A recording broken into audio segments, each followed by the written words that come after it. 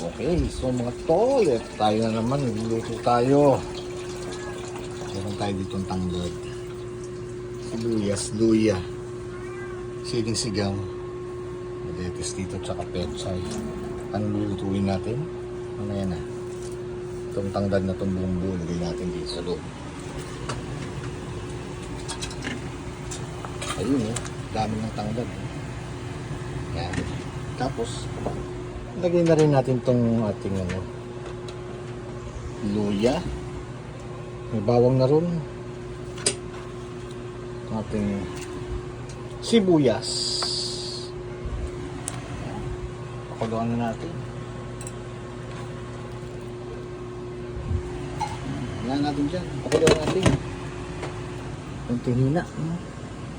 Yan. At saka natin mamaya ilagay ating sili. Pechay. At ang ating bida, ang ating malasuge or blue marlin. Yung tibak-tibak yung mga ito. Napakasarap na isda. Ang steak sinabawan.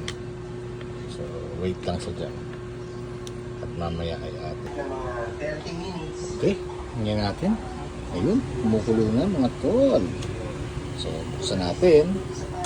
Kunin na natin ating malasuge o kung sa English ang tawagin nila ay blue marlin. Lagyan na natin lahat yan dito. Wow, sarap yan. Woo! So paglagay natin, lagyan natin itong ibang liquids. Suluin natin. Sarap yan. Ito.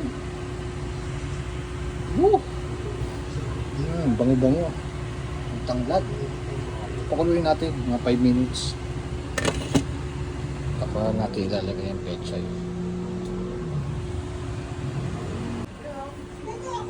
Tingnan natin mga tol. Tingnan natin.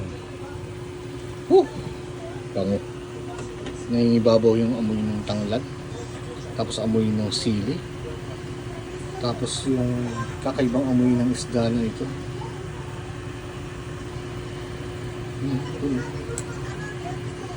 Sarap. Muna natin ito sa bawang. Puting-puti.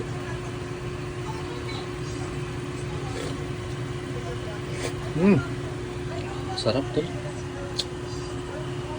Kung nakainom ka, sarap nito.